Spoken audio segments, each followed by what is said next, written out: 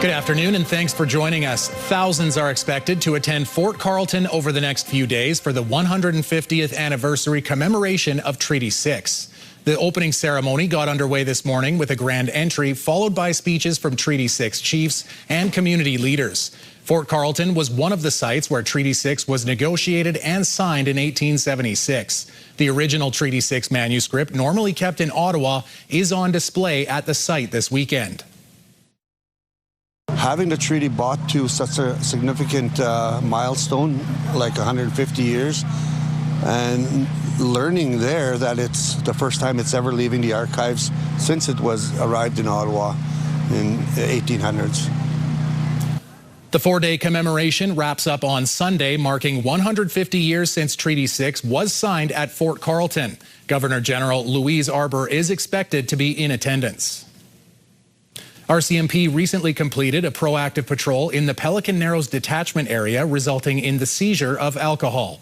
Peter Ballantyne Cree Nation leadership have stated it's illegal to possess, sell, or supply alcohol within the community. Between August 10th and 16th, RCMP traffic services were deployed to various locations to conduct proactive traffic stops. Officers found and seized 22 bottles of alcohol in 3 stops. 5 drivers were taken off the road for consuming alcohol or drugs before driving. RCMP are looking for a man who escaped police custody in Biggar. RCMP say on Wednesday at about 3 o'clock, 34-year-old Joshua Mazeros was being transferred from the Biggar detachment into a police vehicle when he got away. He had been arrested earlier that day for breaching a release condition and driving while prohibited. Later that day, a motorcycle was stolen from a home in Biggar, which officers have linked to him. Mazeros is charged with escaping custody and theft under $5,000. Anyone who sees him or the stolen motorcycle should contact RCMP. A crash in Saskatoon's North End caused traffic to be detoured this morning.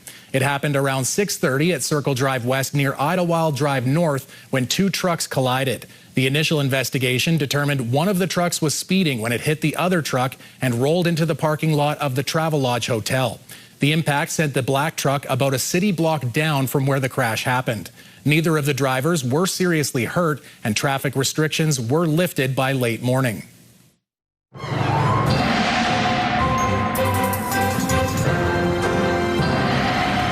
Big weekend, Jeff. Are any of your weekend plans going to be ruined by the weather? I don't think so. You know, and yes, they say it's too hot to do this stuff. Yeah, no, we've got ourselves some really warm conditions and pretty smooth sailing in many respects across much of Saskatchewan, John. Right now, there's not a lot to report. Oh, yes, we've got that radar being faked out because of the heat and other activities, but ultimately that does not indicate any active weather. That active weather is mostly in Manitoba right now. There's a few spots here and there, but generally speaking, a big high-pressure area is the big deal of the day, and it looks like it's going to bring quite warm and fair conditions as we make our way into the weekend.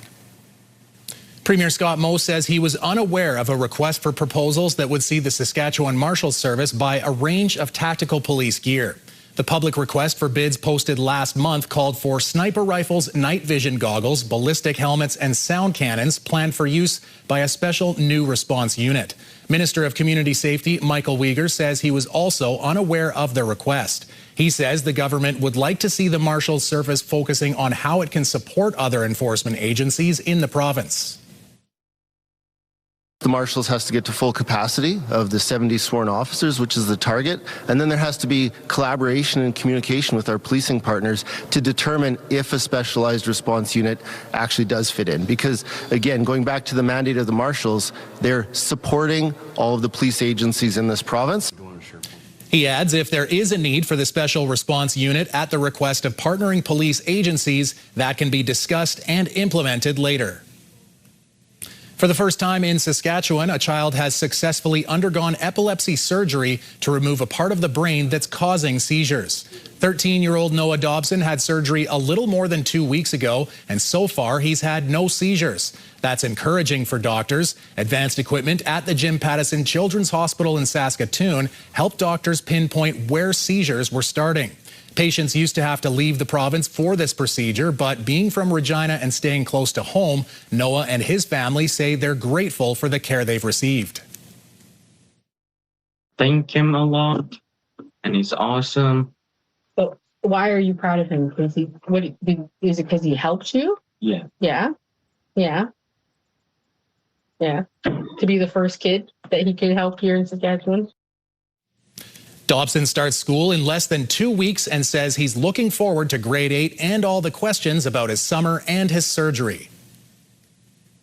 The federal government announced another boost to an innovative healthcare facility in Saskatchewan. Yesterday, Indigenous Services Canada announced an additional $5.4 million to advance operations and support the upcoming budget for the virtual health hub on Whitecap, Dakota Nation.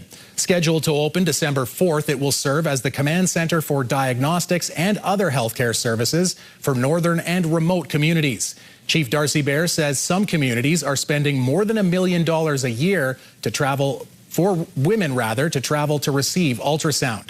ISC Minister Mandy Galmasti says she's eager to see how the new facility will reduce or eliminate trips like that in the future, having similar experiences in northern Quebec herself. What they are trying to work towards addressing the challenges of ensuring that you not only bring care closer to home, but that you connect thousands of families. The virtual health hub will connect to 30 remote communities when it opens and plans to expand to 90 different locations by 2029. A group of firefighters in Yorkton are doing their part to support a community member with a rare genetic condition. Virginia DeClute has more on their plan to raise funds and awareness for Lenny. Yorkton firefighters risk their lives for the community every single day, and their service continues even when they are not on the clock. This year, they are preparing to run the Queen City Marathon for a little boy named Lenny. He's a crazy little dude, as most little boys are. Doesn't skip a beat. He's my little shadow. He likes working on cars with me, washing cars, stuff like that. The youngest of 3 siblings, Lenny lives with a rare condition. Our son, Lennox, was born with a rare genetic condition called hypohidrotic ectodermal dysplasia. It affects skin, hair, teeth, and sweat gland development. His daily struggles include growing hair and teeth, as well as overheating due to his inability to sweat. We did have to do a lot of our own research, and we actually kind of teach a lot of doctors about the condition. There isn't really anyone that specializes in his condition around here. The family traveled to Minneapolis last year for a conference to better understand the condition. They also need a lifetime supply of cooling vests and various services. So the Yorkton firefighters started fundraising earlier this summer, seeking funding from local businesses. And soon, they will run the Queen City Marathon to raise more funds and awareness. Marathon is a challenge for us. If Lenny can go through what he's going through, how old he is as well, then we can go through a struggle ourselves of running a marathon, even though we're not all pristine runners. Above all, Lenny's family is looking to educate the public about AGD. He's still a normal little boy, just a few extra little challenges. The firefighters will be running in Regina on the second weekend of September. Donations can be dropped off at the Yorkton Fire Hall. Virginia DeClute, CTV News, Yorkton. When we come back, an end of summer wind-up event. Jasmine previews the celebration at the Prince Albert Early Years Family Resource Center.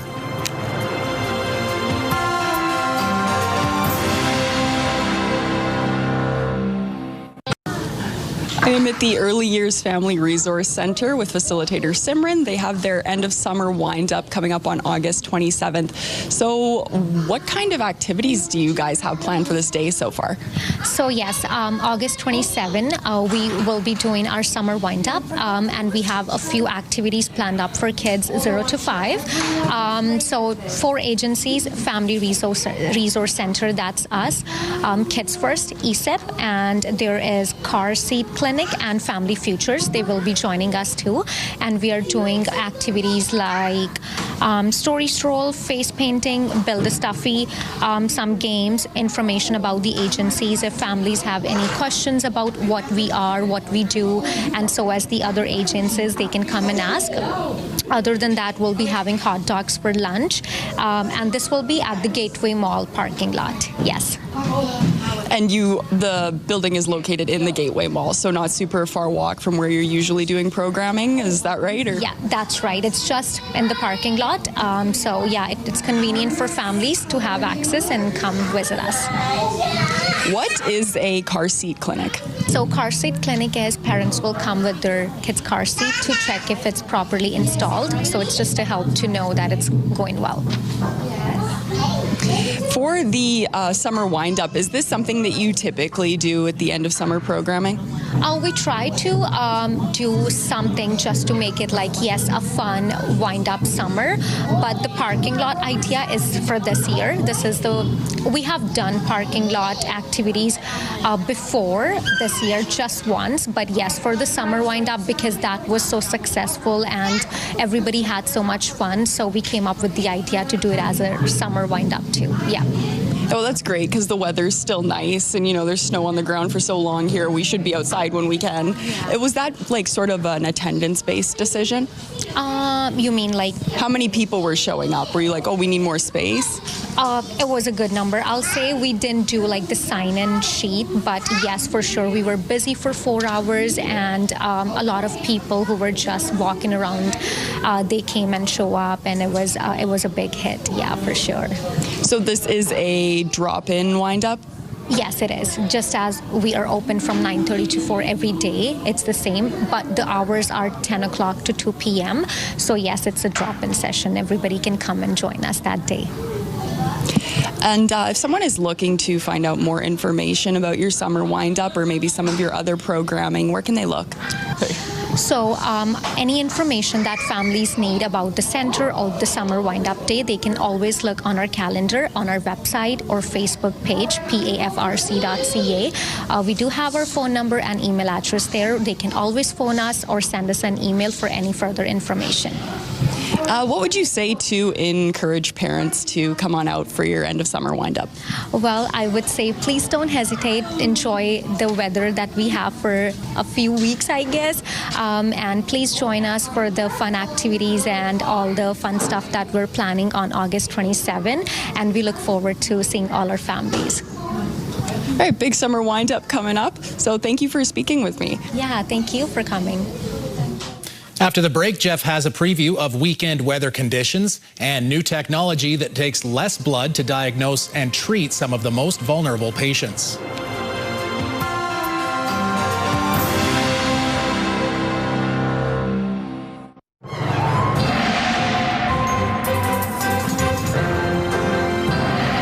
All right, Jeff, as we head into the weekend, is this going to be one of those frozen margarita weekends, or is that a little bit ambitious? Well, I don't think it's ever, the frozen margaritas or daiquiris, classical ones. No strawberries for this guy. But ultimately, yes, it is going to be the kind of weekend where maybe a liquid libation that's frosty is in order, because we've got ourselves some really warm conditions. And for those of you who don't, then we'll just have a frosty drink to cool you down. There's a big high pressure area that is continuing to make a big difference in terms of what we've got going on with our weather, which is not much. There is going to be a low off the west coast. That's going to bring rain to particularly the south coast and lower mainland. There will be some rain for the Okanagan and those areas that are parched and dealing with wildfire. So a little bit of relief there, but it's not going to be the downpour that we would really, really like under the circumstances. This system moving out of Manitoba, and then a series of systems is going to impact northern Ontario. Ontario is going to come in waves, and sort of you get a bit of a break, and then it'll be back again. And off the east coast, this system moving up from the New England states along the Atlantic coastline, that will be impacting the Atlantic region on the weekend. So a soggy situation for Ontario and Quebec and the Atlantic region and parts of British Columbia, but across the prairies, it's going to be sunny and warm.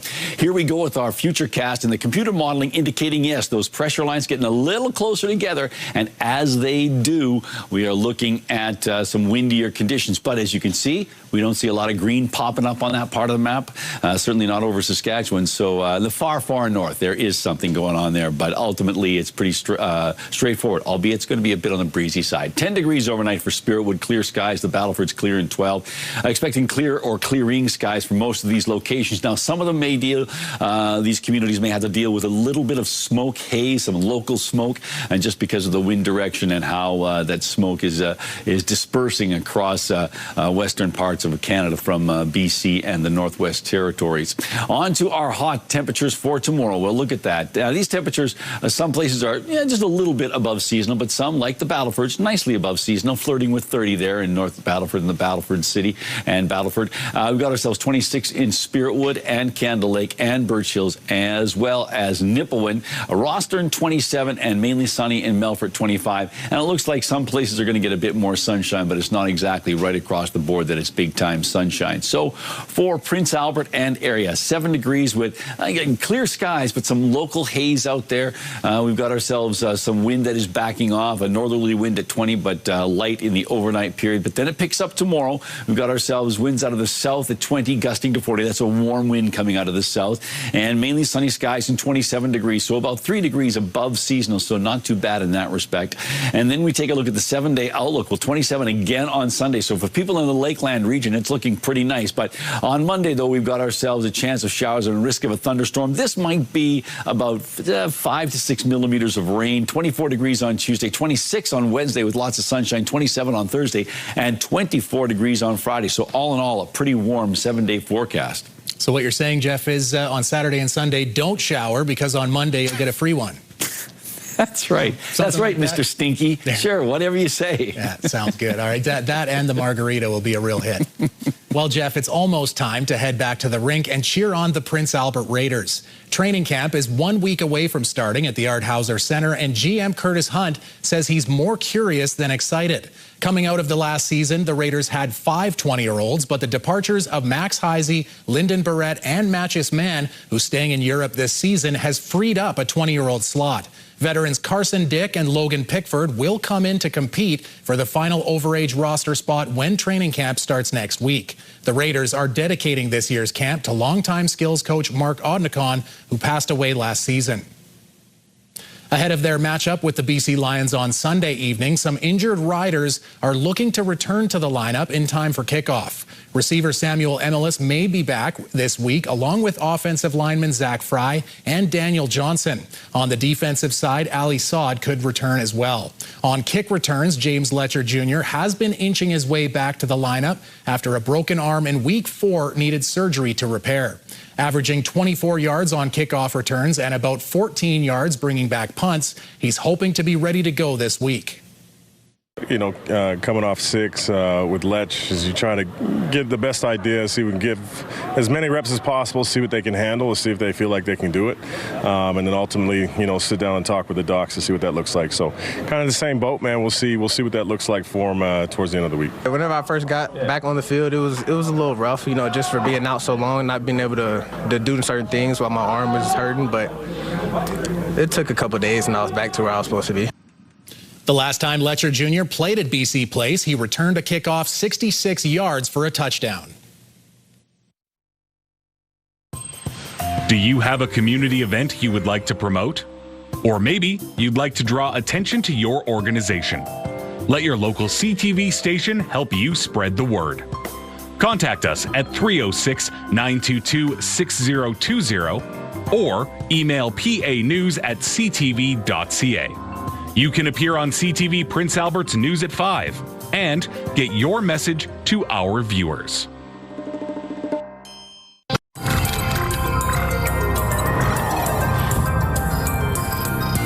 A children's hospital in Ontario will soon be able to use a single drop of baby's blood to come up with diagnoses and treatments. The new technology will limit the amount of blood needed to be drawn from some of the hospital's most vulnerable patients. Jerry Dewan reports.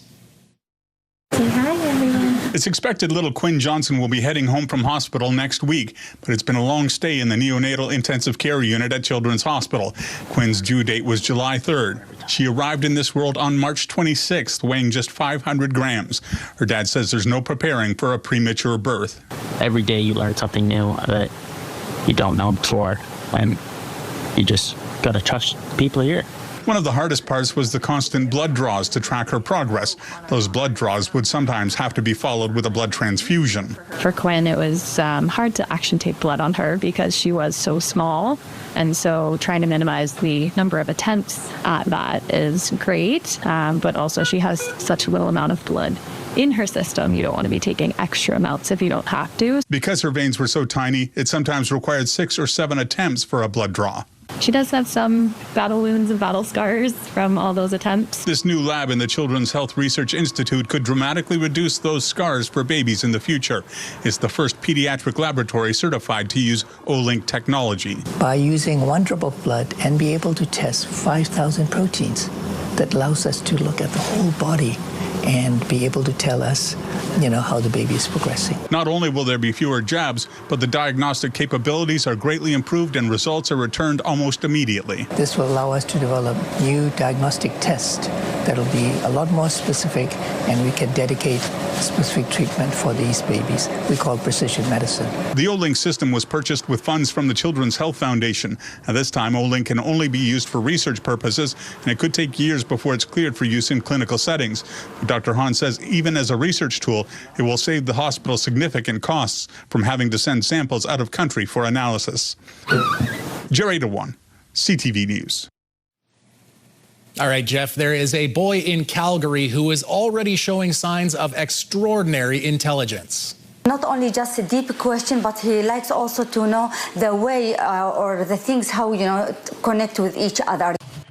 Ali Al-Dalawi took an IQ test at age 4 and scored 160, putting him in the top 0.1% of the population in his age group. Now 5 years old, he can list dozens of countries just by looking at their flag. He can read and write with ease and crunch numbers. His 2 siblings, a 10-year-old brother and 7-year-old sister, are also Mensa members. That means they've got an IQ of 130 or more. When Ali became a Mensa member just last year, there was only one other 4-year-old from Canada. That's pretty impressive, wouldn't you say, Jeff? And then the question is, are mom and dad brainiacs? I would have to assume so. Well, and you know what? I bet you those kids didn't even need to learn how to tie that tie. It just came natural. Probably not, exactly. That's not Hey, you look spiffy. I know, and smart. Very sharp. I'd hire him.